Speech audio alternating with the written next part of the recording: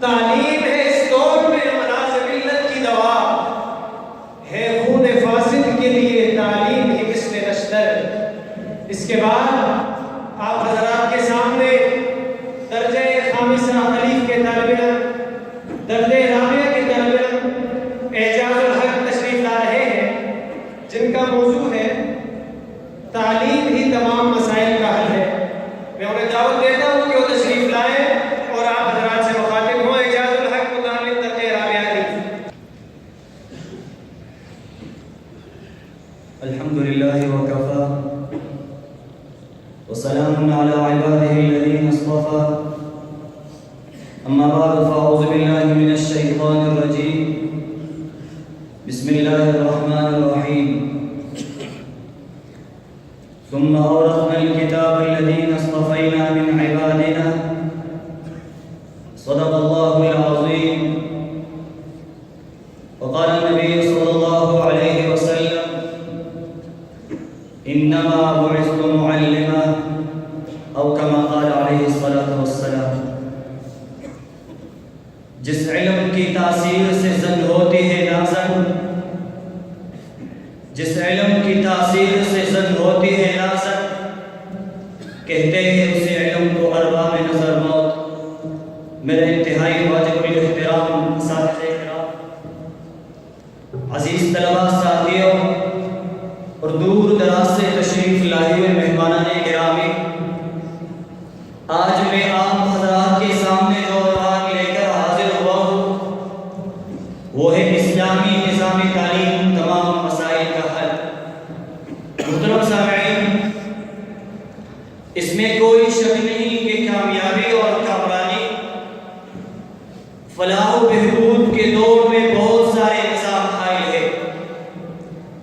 لیکن اسلامی نظام تعلیم وہ واحد نظام ہے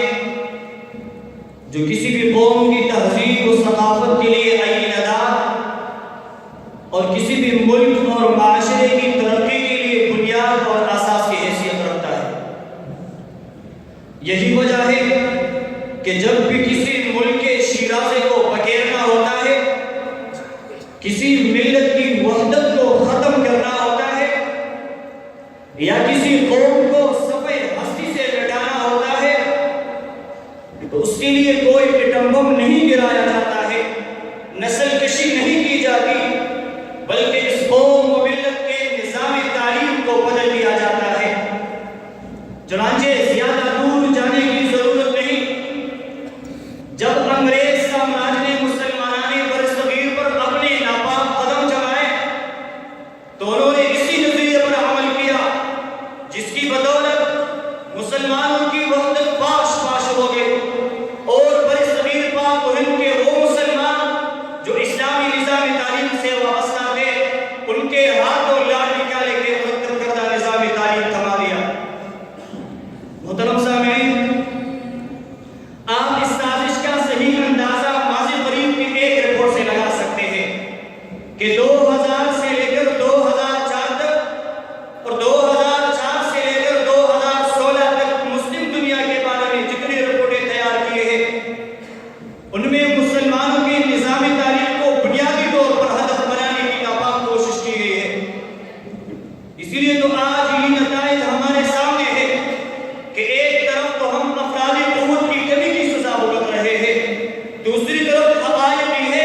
کہ صرف ہمارے ملک کا نصف صدی سے زیادہ عرصہ گزر جانے کے باوجود آج تک ہم کسی ایسے دانشور کے پانے سے قاصر ہیں جو اپنے اس نظام تعلیم کے مقاصد کا تعین کر سکے یا اس قوم کو ایسی اجتماعی سوچ فراہم کر سکے جس سے اس ہمارے نظام تعلیم میں انقلاب برپا ہو جائے۔ چنانچہ اسلامی نظام تعلیم ہی وہ نظام ہے جس سے حضرت الاسلام حضرت شاہ ولی اللہ محدث دہلوی رحمۃ اللہ علیہ، شیخ الہند رحمۃ اللہ علیہ، حضرت مولانا قاسم نانوتوی رحمۃ اللہ علیہ، شیخ العرب والعجم حضرت مولانا حسین احمد مدنی رحمۃ اللہ علیہ، اور شاعر مشرق علامہ محمد اقبال رحمۃ اللہ علیہ جیسی تاریخی شخصیات پیدا ہو سکے۔ محترم سامعین، اب سوال یہ پیدا ہوتا ہے کہ اس نظامی تعلیم کے مقابلے میں وہ کون سا نظام ہے جو ہماری تہذیب و ثقافت کے لیے عین ادار ہو،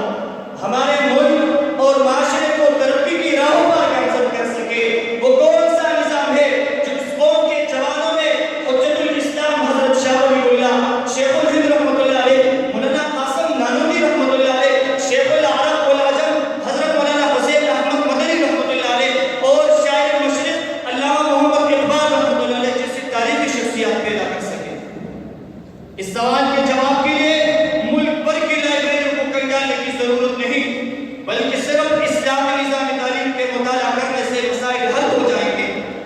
کیونکہ اسلامی نظام تعلیم وہ نظام ہے جو طلبا کو اعلیٰ اخلاق سکھاتا ہے، بہترین اقدار کا ضامن ہے۔ اسلامی نظام تعلیم ہی وہ نظام ہے جس کی بدولت محب وطن، خوددار، باکردار، ملنسار اور اچھے اوصاف کے حامل افراد پیدا ہوتے ہیں۔ آؤ تاریخ گواہ ہے، اگر آج بھی کوئی جابر بن حیان کا نام لیتا ہے، ابن الحسن کا نام لیتا ہے، الفارابی کی گیت گاتا ہے، وہ علی سینا کا چرچا کرتا ہے، ان کی ایجادات سے فائدہ اٹھاتا ہے، تو یہی وہ لوگ تھے جن کی پرورش اسلامی نظام تعلیم کی آغوش میں ہوئی۔ دنیا خدا آج بھی اگر کوئی فلسفی، عظیم الشان سائنسدان، بہترین حکمران، اعلیٰ مدبر اور بام عروج پر پہنچی ہوئی شخصیات کا نام لیتی ہے تو اس کی پشت پر لازم اسلامی نظام تعلیم کا فرما ہوتا ہے۔ ہم ہیں خاموش کہ برہم نہ ہو عالم کا نظام، ہم ہیں خاموش کہ برہم نہ ہو عالم کا نظام، وہ سمجھتے ہیں ہم میں طاقت فریاد نہیں۔ محترم سامعین، داستان ان حقائق کی بڑی طویل ہے، لیکن صرف ضرورت اس بات کی ہے کہ موجودہ نظام تعلیم اور اپنی سابقہ روایات کو اس کچھ ڈال کر اپنے آپ کو متعارف کروا رہا ہے۔ ان نازک حالات میں ہمیں چاہیے کہ موجودہ نظام تعلیم سابقہ روایات، تہذیب اور ثقافت کا تحفظ کرتے ہوئے ایسے نظام تعلیم کو رائج کرے جو دینی اور عصری تمام تقاضوں پر پورا اترتا ہو، جہاں تعلیم کا مقصد صرف روزی کمانا نہ ہو بلکہ نظامی کائنات کے ذرے ذرے میں غور و خوض اور معرفت الہی کا سبب ہو، سائنسی میدان میں علوم فنون کی ترقی ایمانی کمال کا ذریعہ ہو۔ ایسے ہی ایک عالمی دین فقر و فاقہ کے خوف سے بے خطر ہو کر اپنے جہد مسلسل کو دوام بخشے۔ بقول شاعر، تیری خاک میں ہے اگر شرر، تیری خاک میں ہے اگر شرر، تو خیال فقر غنا نہ کر کہ جہاں میں نامی شاعر پر ہے مدار قوت حیدری۔ والسلام۔